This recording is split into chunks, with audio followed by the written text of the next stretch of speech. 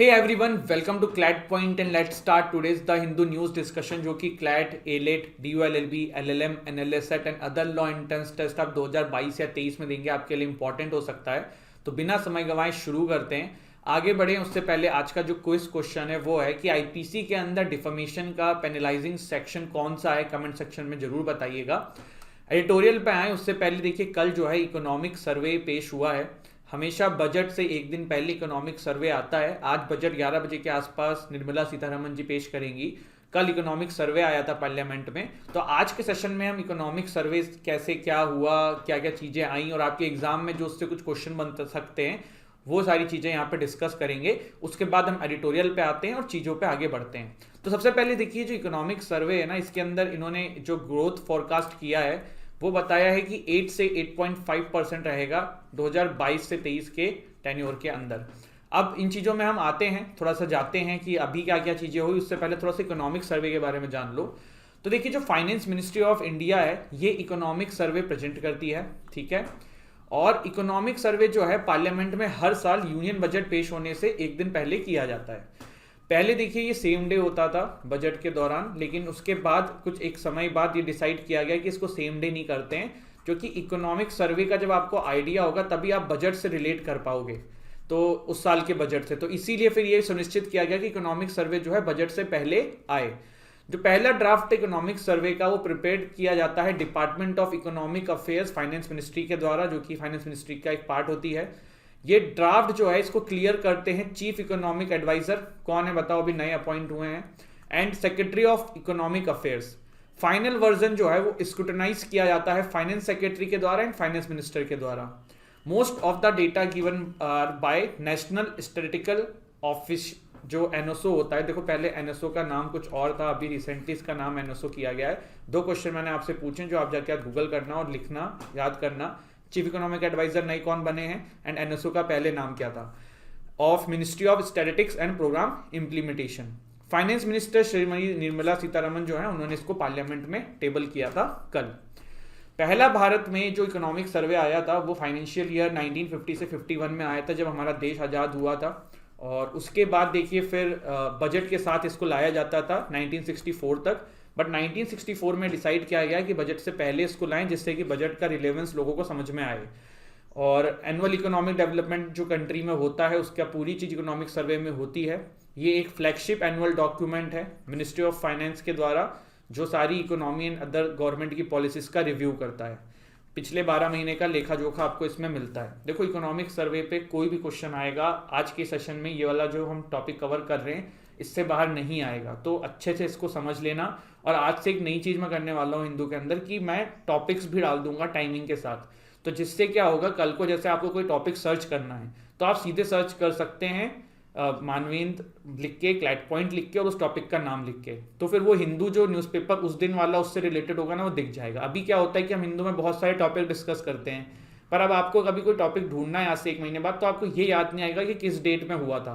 तो फिर आपके लिए बहुत ईजी हो जाएगा, आपको सिर्फ यूट्यूब पर लिखना होगा द हिंदू क्लैट पॉइंट और उस पर्टिकुलर टॉपिक का नाम, तो अपने आप वीडियो आपके ऊपर नजर आने लग जाएगी। तो आज से इस चीज़ को भी किया जाएगा। अब देखते हैं इकोनॉमिक सर्वे में इस बार क्या क्या चीज़ें आई। तो सबसे पहले देखिए, जीडीपी ग्रोथ के रिलेटेड एक आंकड़ा दिया है। वो दिया है 2021 से 22 के बीच में 9.2, और 2022 से 23 का जो प्रोजेक्ट बताया गया है वो 8 से 8.5। देखो, यहाँ पे नीचे लिखा हुआ है एडवांस एस्टिमेट्स। इसका मतलब क्या होता है, देखो आपको पता होगा जो साइकिल होती है इकोनॉमी की मोस्टली जो हमारे देश में है, वो चलती है 31 मार्च तक, फ्रॉम 1 अप्रैल, ठीक है। तो ये 31 मार्च अभी तो आया नहीं है, तो एक अनुमानित इसलिए लगाया गया 2021 से 22 का 9.2, और फिर 2022 से 23 का प्रोजेक्ट किया गया है 8 से 8.5। कोविड के चक्कर में ये थोड़ा सा जो है आपको डाउन जाता हुआ नजर आ रहा है। अब ये देखिए, और भी बहुत सारी चीजें इसमें आई हैं, और इस इमेज से हम सारी चीजें जो इकोनॉमिक सर्वे में आई हैं उसको समराइज कर लेंगे और आपको बहुत अच्छे से मैं चीज़ों को समझा दूंगा। तो पूरा फोकस आपका इस वीडियो के ऊपर, इस स्क्रीन के ऊपर होना चाहिए। तो जीडीपी ग्रोथ का मामला समझ गए। अब यहाँ पे देखिए टर्म लिखी हुई है फिस्कल डेफिसिट। तो आप देख रहे हैं कि फिस्कल डेफिसिट बताई गई है, 6.8 का आंकड़ा यहाँ पे दिया गया है परसेंट ऑफ जीडीपी। अब फिस्कल डेफिसिट क्या होता है ना, पहले तो ये थोड़ा सा जान लो, फिर मैं आता हूँ कि भैया आपको कैसे चीज़ें समझनी है। देखो, मेरे तरफ देखना आप सब लोग ध्यान से। फिस्कल डेफिसिट का बेसिकली मतलब ये ना कि एक बंदा है जिसका नाम है सुशांत, ठीक है। उसको उसके पापा जो है ना महीने की पॉकेट मनी दे रहे हैं 5,000 रुपये, पर वो जो है ना अपनी गर्लफ्रेंड अपने फ्रेंड सब पे पैसा खर्च कर रहा है और महीने का उसका खर्चा हो रहा है 15,000 रुपये का। उसका डेफिसिट कितने रुपए का हो गया? 10,000 रुपये का। इसी तरीके से यहाँ पे सुशांत की जगह पे आप सरकार को समझ लो और जो दोस्त थे ना वो हम जनता समझ लो। सरकार जब है ना उसको जो रुपया होता है, जब उसके पास सरकार के पास जो रेवेन्यू है वो कम आ रहा होता है, सरकार को खर्च ज्यादा करना पड़ता है, उसे फिस्कल डेफिसिट कहते हैं कि गैप कितना है।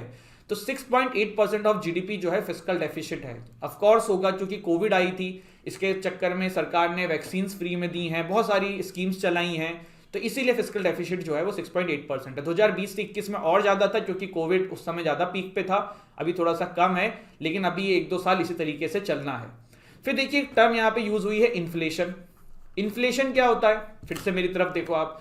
इन्फ्लेशन का बेसिकली मतलब है कि रुपए की वैल्यू कम होना। जैसे कि ये आपके सामने देखिए क्या है, ये एक प्रोटीन का शेक करने वाला बोतल है। आज से 5 साल पहले मुझे याद है ये बोतल जो है मैं 40-50 रुपए में खरीदता था। आज भी मुझे ये सेम बोतल लेने जाऊंगा तो मेरे को 150-200 रुपए देने पड़ेंगे। आप आज से 15 साल पहले चले जाओगे, इस तरीके की बोतल जो है 20-30 रुपए में मिल जाती होगी। कहने का मतलब ये है कि कोई भी सामान की जो परचेस पावर है ना वो सेम है, बट पैसे की वैल्यू कम होती जा रही है। अभी नहीं समझे आप? मतलब सिंपल सी बात की वैल्यू है ना विद टाइम डिक्लाइन होती जा रही है। आपको पहले उसी अमाउंट में अच्छी चीजें मिल जाती थी, आज की डेट में आपको उस अमाउंट में वो चीज नहीं मिलेगी। पार्ले जी का बिस्कुट आप 2010 में खरीद रहे थे 2 रुपए के 5 बिस्किट, आज आप 2 रुपए का 1 बिस्किट भी नहीं पाओगे, वही 5 बिस्किट के लिए आपको 5 रुपए देने पड़ेंगे। तो ये होता है जब मुद्रा की वैल्यू कम हो जाती है, मनी की वैल्यू कम हो जाती है। तो इन्फ्लेशन जो है वो देखने को मिला है कि जो WPI है, होलसेल वाला इन्फ्लेशन है, ये 12.5% ऑफ एवरेज इन परसेंटेज आया है यहाँ पे, और CPI जो है ये आपका है 5.2%। पहले तो ये जानो कि होलसेल वाला क्या है और CPI क्या होती है। CPI मतलब कंज्यूमर प्राइस इंडेक्स, WPI मतलब wholesale price index. Wholesale price index मतलब जैसे कि कोई शॉपकीपर है, आप उससे सामान खरीदने जा रहे हो तो उसको कितना महंगा पड़ रहा है। फिर से एक एग्जांपल ले लेते हैं, एक है सुशांत, एक है वरुण। वरुण जो है एक शॉपकीपर है, सुशांत जो है वो एक बायर है। वरुण को जितनी चीजें महंगी मिलेगी वो हो जाएगा WPI, और जो सुशांत है, हाइपोथेटिकल समझा रहा हूं, और जो सुशांत है उनको जब इन्फ्लेशन फेस करना पड़ेगा वो कहलाएगा CPI। एक्चुअल में देश की हालत जो इन्फ्लेशन से खराब होती है वो CPI वाले केस में होती है, जब कंज्यूमर खरीदने जाता है मार्केट में। जब मार्केट बहुत महंगा होगा तो कंज्यूमर चीजों को खरीदेगा ही नहीं, कंज्यूम ही नहीं करेगा, तो ये CPI होता है। तो इन्फ्लेशन आपको समझ में आया। इसके बाद देखिए फॉरेन एक्सचेंज रिजर्व। तो फॉरेन एक्सचेंज रिजर्व भारत का बढ़ा है, एक बहुत अच्छी चीज है। देखो पूरे विश्व का ट्रेड ना डॉलर में होता है, और डॉलर अगर आपके पास नहीं है तो आपकी हालत खस्ता है, जैसे कि श्रीलंका, पाकिस्तान। तो foreign exchange reserve US billion dollar, जो बिलियन डॉलर्स में हम कैलकुलेट करते हैं, तो वो 633.6 के आसपास 2021 से 22 के एंड में हमारे पास हो जाएगा। तो ये एक बहुत अच्छी बात है। फिर देखिए एग्रीकल्चर, फॉरेस्ट्री एंड फिशिंग, तो ये बढ़ी है, ये पहले से देखो बढ़ी है। 2020-21 में थोड़ी सी कम हुई, बट अभी वापस बढ़ रही है, धीरे धीरे और बढ़ेगी। पूछो क्यों? हुआ ये कि देखिए जब कोविड हुआ तो बहुत सारे लोग जॉबलेस हो गए, लोग अपने घरों की तरफ शिफ्ट हो गए, गांवों में शिफ्ट हो गए, तो वापस से उन्होंने खेती की तरफ रुख अपनाया, तो इसीलिए थोड़ा सा ग्रोथ देखने को मिल रहा है। इंडस्ट्रियल ग्रोथ क्यों है? क्योंकि बिल्कुल बंद हो गई थी कोविड में, नेगेटिव में ही चली गई थी, पर वापस से देखो बढ़ने की तरफ बढ़ी है, तो 11.8% के आसपास ये गई है। लेकिन कुछ भी हो, महंगाई बढ़ रही है, कोविड का इंपैक्ट पड़ रहा है, बड़ी बड़ी गाड़ियों की कंपनीज बंद हो गई हैं, फोर्ड जैसी कंपनी भारत मतलब बंद नहीं हुई है लेकिन भारत छोड़ के चली गई हैं, तो ये सब कोविड की वजह से ही तो हो रहा है। इस पर तो मुझे अभी एक बात याद आ रही है कि मैं जब मैंने अभी राष्ट्रीय गाड़ी ली थी तब मेरे घर वाले बड़े खुश थे, और अब मुझे गाली पड़ती है कि क्यों ले ली थी। तो यही होता है, समझ रहे हैं? और बताइए इतनी बड़ी बड़ी कंपनी भारत से बाहर चली गई हैं, तो ये इम्पैक्ट आप देख सकते हैं कि पूरे विश्व में क्या पड़ा है। एक कारण ये भी है कि सप्लाई चेन भी बहुत इम्पैक्ट हो गई है। देखिए चाइना के ऊपर ना बहुत सारी कंट्रीज डिपेंडेंट थी चिप्स के लिए और बहुत सारी चीज़ों के लिए। इवन बहुत सारे फॉरेन कंट्रीज में अलग अलग जगहों पे कोविड के चक्कर में जो उनके मैन्युफैक्चरिंग प्लांट थे सब बंद हो रहे हैं, बहुत समस्या का सामना करना पड़ रहा है। तो यही कारण था कि इंडस्ट्रियल ग्रोथ नेगेटिव में चली गई थी, अब तब भी थोड़ा थोड़ा बढ़ने की तरफ है। सर्विसेज की ग्रोथ भी बढ़ रही है। यहाँ पे देखिए लोग जॉबलेस हो रहे थे, अब वापस से थोड़ी थोड़ी जॉब सबको मिलना शुरू हुई है। सर्विसेज में क्या आता है, जैसे कि डॉक्टरी, वकीली मतलब वकालत, इस तरीके की जितनी भी सर्विसेज हैं, टीचिंग, तो ये सब धीरे धीरे बढ़ रहा है। ठीक है, लोग ऑनलाइन शिफ्ट हो रहे हैं लेकिन तब भी काम लोगों का बंद नहीं हो रहा है, तो ये एक अच्छी बात है। तो ये हमारा इकोनॉमिक सर्वे था पूरा, और मैंने आपको ये चीज़ बहुत ही शॉर्ट में स्वीट तरीके से समझा दिया है। ये टॉपिक बहुत अच्छे से नोट कर लेना, बहुत इंपॉर्टेंट है आपकी एग्जामिनेशन पर्सपेक्टिव से। अब बढ़ते हैं आगे, और आगे बढ़ते हैं जिन्होंने क्लैट का एग्ज़ाम देना है 2022 में 2023 में, तो वो 2022 का हमारा क्रैश कोर्स है, उसमें इनरोल कर सकते हैं। 2023 का ईयर लॉन्ग कोर्स चल रहा है, क्लैट यूजी के मॉक्स, क्लैट एलिट के मॉक्स आप हमसे ले सकते हैं। अगर आप एनएलएस के 3 साल लॉ की प्रिपरेशन कर रहे हैं तो 2022 के लिए हमारा कोर्स चल रहा है, 2023 के लिए हमारा कोर्स लॉन्च हो चुका है। मॉक टेस्ट में आप हमारे इनरोल कर सकते हैं। अगर आप क्लैट एलएलएम की तैयारी कर रहे हैं तो आपको क्लैट पीजी का हमारा बैच मिलेगा 2023 के लिए, क्लैट पीजी का 2022 के लिए भी मिलेगा, एंड क्लैट पीजी के आपको मॉक्स भी हमारे यहाँ मिल जाएंगे। आप डीयू की तैयारी कर रहे हैं तो अभी देखिए इस पर डिस्काउंट भी चल रहा है, 5999 का आपको कोर्स मिल रहा है, तो आप चाहें तो इसको ले सकते हैं, एंड मॉक्स भी आपको यहाँ पे हमारे मिल जाएंगे। तो ये बेसिक चीज़ें थी, लेकिन हमारे कोर्स में एक जो स्पेशलाइज चीज़ आपको मिलती है वो मिलती है पर्सनल मेंटरशिप। पर्सनल मेंटरशिप मतलब हमारी जो टीम है 10-11 लोगों की, उसमें से आपको एक टीचर जो है वो परमानेंटली आपके व्हाट्सएप पे कनेक्ट रहेगा, जिससे कि आप कभी भी वीडियो कॉल कर सकते हैं, कॉल कर सकते हैं, कोई भी डाउट पूछ सकते हैं, and he will guide you daily basis पे।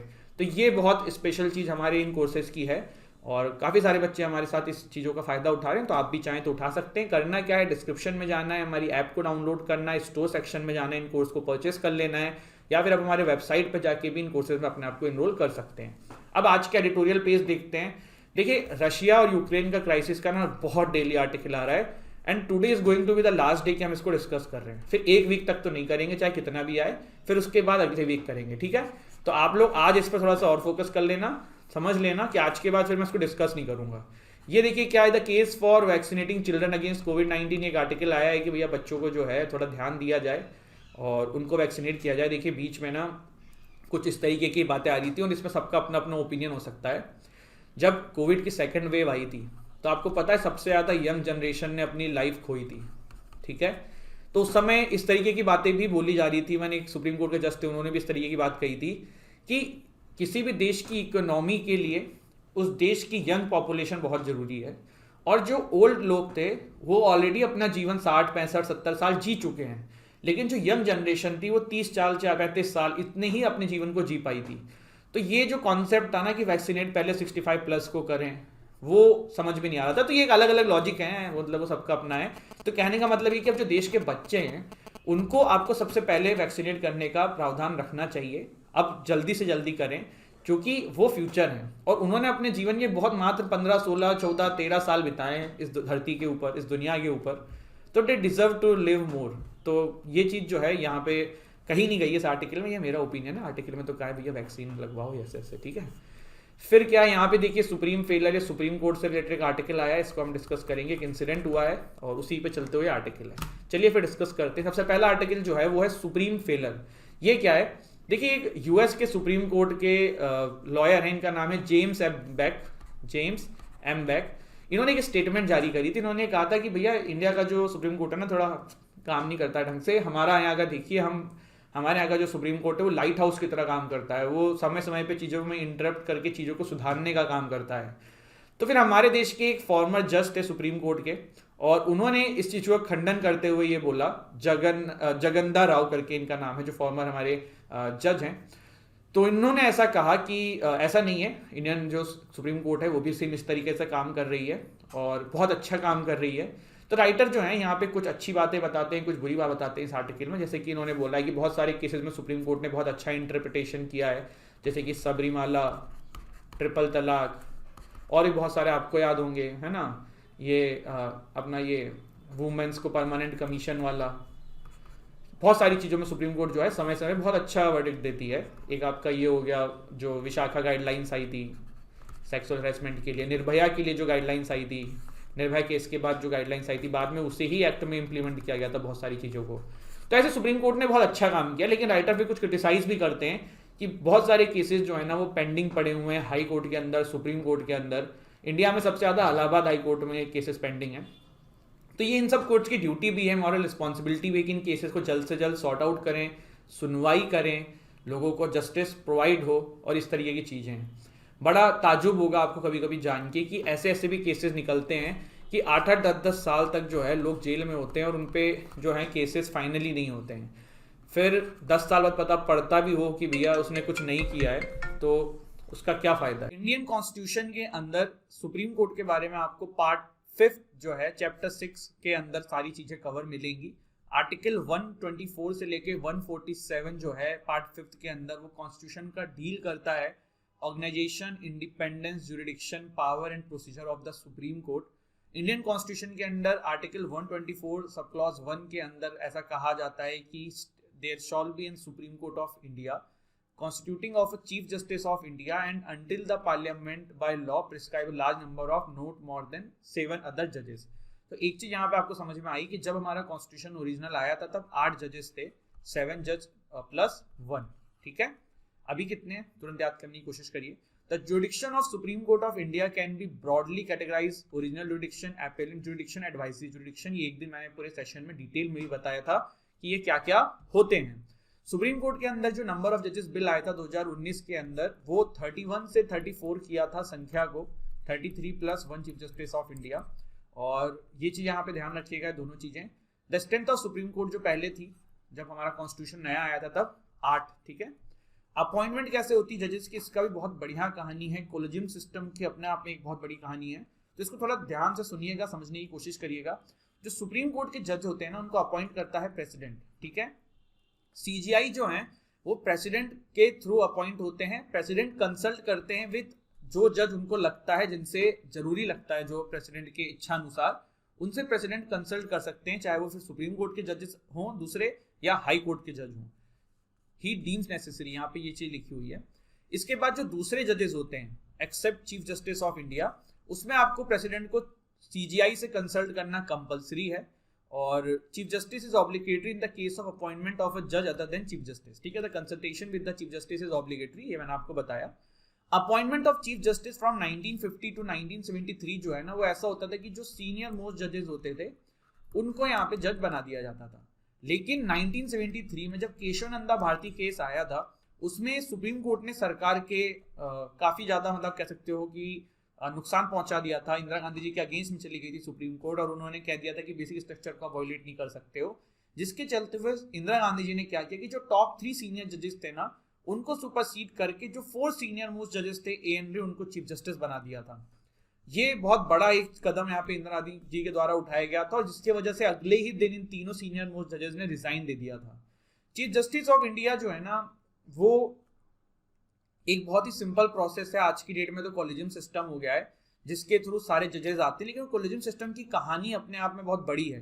किस तरीके से वो आया है ये आपको ध्यान रखना होगा। तो ये चीज देखिए 1973 में एक बार हुआ, फिर 1977 में भी एमयू बैक को अपॉइंट कर दिया गया था।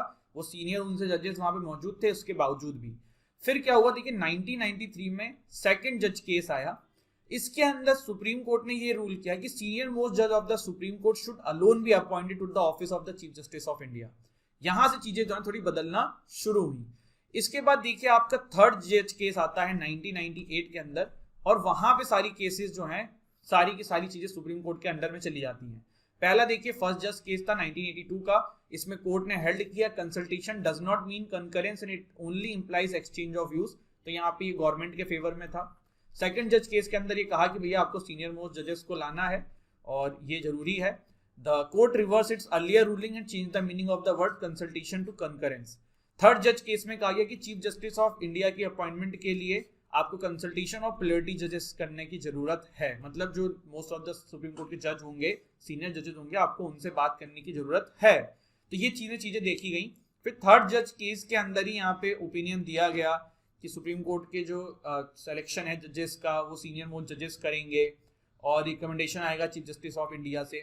और वहीं से धीरे धीरे कॉलेजियम सिस्टम की स्थापना हुई। तो कॉलेजियम सिस्टम क्या है, 1998 में 3 जज केस से ये बात निकल के आई कि भैया जो सीनियर मोस्ट जज हैं सुप्रीम कोर्ट के प्लस 3 अदर जजेस जो हैं वो मिलके यहाँ पे डिसाइड करेंगे कि कौन जज बन के आएगा सुप्रीम कोर्ट के अंदर या फिर हाई कोर्ट के अंदर। तो ये चीज आपको क्लियर हुई कि कौन से जज केस से आया है। ये क्वेश्चन आ जाता है एग्जाम में। तो it is came from third जज केस 1998। आई थिंक ये चीजें आपको क्लियर हो चुकी हैं। He should consult a collegium of 4 senior most judges of the Supreme Court। ये मैंने आपको चीजें बता दी। And even if 2 judges given यहाँ पे देखिए अब collegium system कैसे वर्क करता है ना, ये थोड़ा सा देख लेते हैं।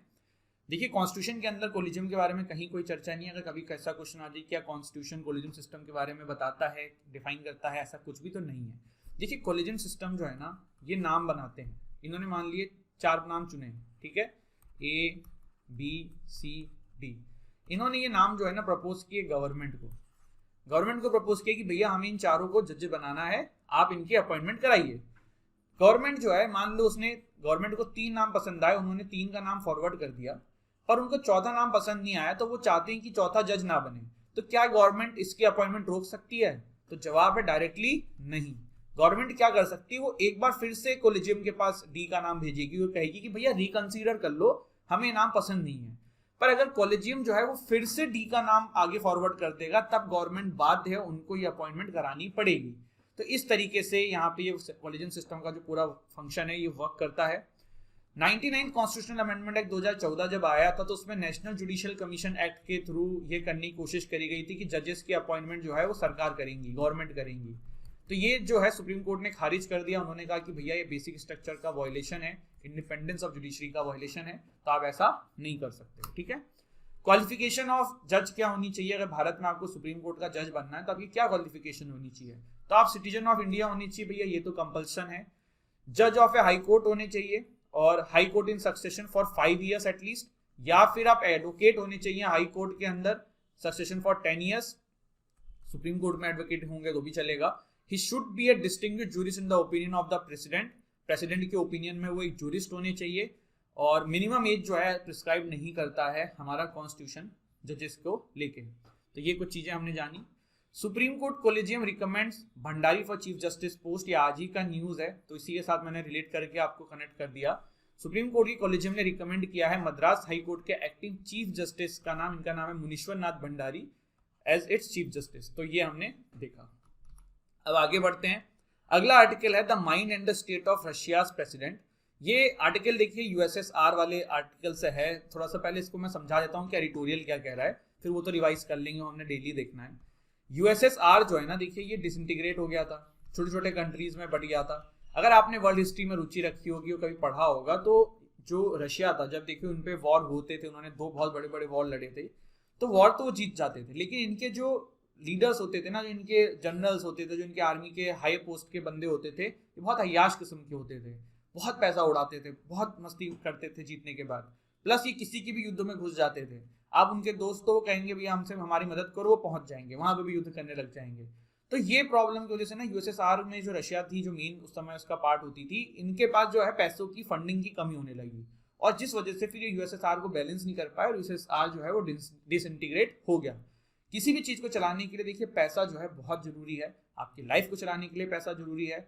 जो कहते हैं ना कि रुपए पैसे कोई इंपॉर्टेंट नहीं है, गलत कहते हैं।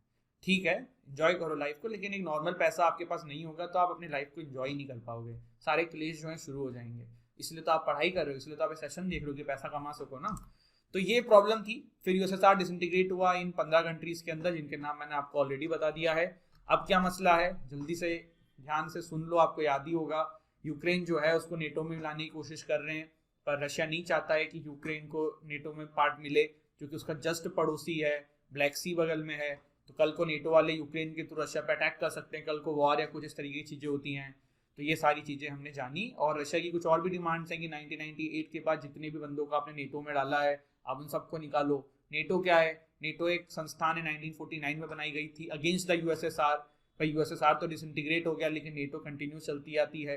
नेटो का जो प्रिंसिपल है वो क्या कहता है? वो ये कहता है कि भैया हम में से किसी भी कंट्री पे कोई अटैक करेगा तो वो हम सबका दुश्मन है, ठीक है। तो यहाँ पे आर्टिकल ये कहने की कोशिश कर रहा है कि रशिया क्या चाह रहा है। रशिया ये चाह रहा है कि यूएसएसआर की जो उनकी पुरानी एक बहुत बड़ी रेजिमा था, उस तरीके का पकड़ को पूरे विश्व में फिर से लाया जाए। तो बीच में ऐसा लगता था कि रशिया ऐसा कर सकता है, बट अब रशिया ऐसा नहीं कर सकता, ये तो बिल्कुल चांसेस नहीं लग रहे हैं। बट हाँ, ऐसा वो चाहते होंगे, पॉसिबिलिटी है। टर्की एक कंट्री है, पता है ना, पहले एक ऑटोमन एम्पायर होता था, इतना बड़ा एम्पायर किसी का नहीं था जितना ऑटोमन एम्पायर था। तो प्रेजेंट डे टर्की ही उसका मेन जगह होती थी। तो टर्की भी जो है ना वो ऑटोमन एम्पायर वाली ग्लोरी वापस चाहता है। तो अब सब धीरे धीरे अपनी पकड़ बनाने में लगे हुए हैं। चाइना तो बनी रहा है हीरो, यूएस का जा रहा है, लेकिन तब भी वो वापस पकड़ बनाने के पीछे पड़ा हुआ है। तो हर कंट्री दौड़ में लगी हुई है, ये मैंने आपको बता ही दिया था वहाँ पे। अब कुछ न्यूज़ हैं आज की, वो देख लेते हैं। 1000 people allowed at election meetings. तो देख सकते हो आप किस तरीके से कोविड-19 का उल्लंघन हो रहा है। एक बड़ी ताज्जुब वाली चीज़ है, मैं यूपी में हूँ तो मैं आपको बताता हूँ, यूपी के अंदर ना जिम जो है वो बंद है, ठीक है। अपन किसी को क्रिटिसाइज नहीं कर रहे, लेकिन एक बहुत इलॉजिकल ये स्टेप लगा मुझे, पर्सनल मेरा ओपिनियन है ये। जिम जो है ना यूपी में बंद है, बट यूपी में ये चल रहा है, बार चल रहे हैं, डांस पार्टीज हो रही हैं, शादी हो रही है, और कुछ भी चीज़ बंद नहीं है, बस जिम बंद है। अब थोड़ा सा मैं इनसे अपने आप को रिलेट कर पाता हूँ, इसीलिए मुझे ये चीज़ पता है। तो आप सोचिए लोगों की हेल्थ जहाँ पे बहुत कम लोग जाते हैं, स्विमिंग पूल जिम ये बंद कर रखा है, और बाकी काफ़ी बवाल भी हो रहा है इस चीज़ को लेके। और ये तो चलिए मैं हेल्थ के पर्सपेक्टिव से कह रहा हूँ, कितने लोगों की जॉब इस पर निर्भर करती है, कितने लोगों का जिम जो है क्या होता है, रेंट पे चलता है। अब रेंट पे चलता है तो भैया बहुत पैसा खर्च होता है रेंट पे, उतना रेंट पे करना पड़ेगा। तो ये सब चीज़ें हैं, लेकिन सरकार जो है कभी कभी फैसले ले लेती है, पर वो थोड़ा दिमाग से निकल जाती है। तो अब उनके लिए बहुत छोटी चीज़ है ये, लेकिन जिनका इससे लाइफ रिलेटेड है उनके लिए बहुत बड़ी चीज़ है। सुप्रीम कोर्ट लिस्ट प्ली, अभी मैं क्यों बता रहा हूँ ये, एक मेरे मित्र हैं तो वो बोले कि अपने हिंदू एनालिसिस में इसको बताना, तो मैंने आज आपके साथ शेयर किया। Supreme court lists plea on Gurugram namaz issue. तो ये न्यूज़ आई है, थोड़ा सा ध्यान रखो, हमारे कॉन्स्टिट्यूशन में आर्टिकल 25 राइट टू रिलीजन 28 तक चीज़ें हैं, ये इंपॉर्टेंट हैं, ध्यान रखिएगा। Farms union threaten to resume agitation. देखिए एमएसपी क्या था, मिनिमम सपोर्ट प्राइस क्या है, जल्दी से थोड़ा सा इसका भी एग्जांपल ले लो।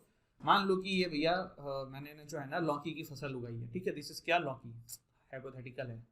तो लौकी जो है मैंने उगा दिया।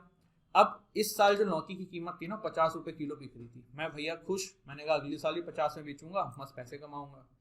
पता पड़ता है कि अगले साल लौकी की कीमत 10 रुपये हो गई। अब मेरा तो पूरा नुकसान हो गया, अब क्या करूंगा। ऐसी सिचुएशन से बचाने के लिए ना मिनिमम सपोर्ट प्राइस सरकार ने इंट्रोड्यूस किया था, जिसके अंदर सरकार ये करती थी कि भैया लौकी के लिए हम मिनिमम 30 रुपये पर केजी तो देंगे देंगे, उससे महंगी बिकेगी तो खरीद लेंगे महंगे पे, लेकिन अगर 10 भी हो जाएगी तब भी हम आपको 30 रुपये तो देंगे। तो ये एक एश्योरेंस होता है हमारे किसान भाइयों को, जिससे कि उनको ये पता होता है कि अगर हमारी फसल खराब भी होगी तो हमें नुकसान नहीं होगा, ठीक है थोड़ा बहुत कम प्रॉफिट होगा लेकिन कुछ तो होगा। तो उसी के लिए यहाँ पे कानून बनाने की बात करी जा रही है बाय द फार्मर्स, कि इसको कुछ लॉ लेके आओ जो कभी नहीं हट सके। अब इसको लोगों के अपने अपने ओपिनियन है कि अभी आपकी फार्म लॉ वाली बात मान ली गई, एमएसपी चल ही रहा है, आज तक एमएसपी के लिए कोई लॉ नहीं था, ना यूपीए की सरकार थी तब भी नहीं था, जब भी चल रहा है। तो ये थोड़ा सा नाजायज एक डिमांड हो रही है, कुछ लोग कहते हैं कि नहीं जायज डिमांड है, तो ये लोगों के ओपिनियन है इसके ऊपर अपने अपने। कल इसके लिए मैंने बताया था आपको कि कौन सा दिवस वो टिकट साहब ने कहा था। अभी कौन बताता है कि कौन सी फसलें जो हैं वो आ सकती हैं एमएसपी की क्राइटेरिया में, ऑफ कोर्स सरकार डिसाइड करती है, but commission for agriculture cost and price जो है ना ये रिकमेंड करती है, तो ये चीज़ ध्यान रखिएगा। इसके बाद है Pegasus sub judice, no need for parliament debate government. देखिए पार्लियामेंट में पेगासस का मामला जो है, पेगासस का मामला जो है काफ़ी अभी चल रहा है, और बजट सीजन है, इकोनॉमिक सर्वे आया है, आज 11 बजे बजट भी आएगा। तो यहाँ पे देखने को क्या मिल रहा है कि पेगासस को लेकर जो बहुत ज़्यादा आवाज़ हो रही थी, सरकार ने कहा भैया जब कोर्ट में मामला है ना, सुप्रीम कोर्ट देख रही है ना, फिर आप क्यों परेशान हो रहे हो, अब हम क्या करेंगे, जब सबसे हायर अथॉरिटी के पास चीज़ें, लेट देम डिसाइड। तो बात बिल्कुल सही है, ठीक है। तो ये सारी चीज़ें पेगासस के बारे में मैंने आपको बता रखा है, थोड़ा सा जल्दी से रिपीट कर देते हैं। एनोसो ग्रुप जो है इजराइल बेस्ड कंपनी है, इसके द्वारा ये बनाया गया था, और कंट्रोवर्सी क्या थी कि भैया बहुत सारे नेताओं पे, बहुत सारे जर्नलिस्ट पे भारत में इसके पीछे इस पेगासस का यूज़ किया गया था, इट्स एन स्पाईवेयर। अब किया गया था नहीं किया गया था, this is not confirm, but ऐसा एक डेटा लीक हुआ था, उसमें ये कहा गया था एक मिस कॉल के थ्रू आपके फ़ोन की सारी डिटेल, फ्यूचर की आपकी सारी बातें, सारा आप जो भी कर रहे हो सारी एक्टिविटी ट्रेस कर ली जाती है। तो this is what Pegasus. Demand for MNREGA work soften, Mahatma Gandhi national rural employment guarantee act MNREGA, जो कि यूपीए के द्वारा लाया गया था। इसके अंदर क्या था, इसके अंदर ये था कि ग्रामीण लोगों को फिक्स टाइम के लिए एक फिक्स अमाउंट पे नौकरी जो है सुनिश्चित करी जाती थी। तो जब कोविड का केसेस बढ़ा था, मनरेगा की जो डिमांड है वो बढ़ गई, क्योंकि लोग अपने घर की तरफ पहुंच गए, लोगों के पास जॉब नहीं थी, अब वापस कम हो रही है। तो सरकार ये कहना चाह रही है कि लोगों की जॉब जो है वापस ट्रैक पे आ रही है। तो ये यहाँ पे हमने जाना। India calls for quite diplomacy on Ukraine, ये मैंने आपका एडिटोरियल में कल बताया था, हमने एक डिप्लोमेटिक स्टेटमेंट दे दी है। ऑफकोर्स हम रशिया से डायरेक्टली पंगा नहीं लेना चाहते, जो कि बिल्कुल सही है, रशिया ने आपकी बहुत मदद करी है। 1970 वॉर में रशिया नहीं होता तो यूएस आज पाकिस्तान के सपोर्ट में होता उस समय, और क्या पता बांग्लादेश को हम आज़ाद नहीं करा पाते। रशिया यूएस यूक्रेन टू स्पायरेट यूएन बात करेंगे।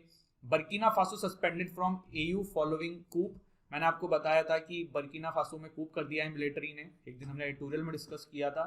तो जो अफ्रीकन यूनियन का जो एक ग्रुप है वहाँ से इनको निकाल दिया गया है, सस्पेंड कर दिया गया है कि भैया जब तक ये आप ये कूप खत्म नहीं करोगे तब तक हम आपको वापस नहीं लेंगे। तो ये सारी चीज़ें हमने आज के डिस्कशन में देखी। सबसे इंपॉर्टेंट चीज़ जो आज का पूरा डिस्कशन में हमने देखा है वो इकोनॉमिक सर्वे है। इकोनॉमिक सर्वे मैंने आपको एक एक चीज़ें बताई हैं, बहुत अच्छे से एक्सप्लेन किया है। आई होप आपको समझ में आया होगा। एंड वीडियो अच्छी लगी हो तो प्लीज़ लाइक करिएगा, चैनल को शेयर करिएगा और फीडबैक जरूर दिया करिए, कमेंट किया करिए, मोटिवेशन मिलता है इन सब चीज़ों से। एंड इन कोर्सेज में इनरोल करने के लिए आप हमारे ऐप पे जा सकते हैं, दिए हुए नंबरों पे नीचे डिस्क्रिप्शन में कांटेक्ट कर सकते हैं। And thank you so much guys. जय हिंद, जय भारत।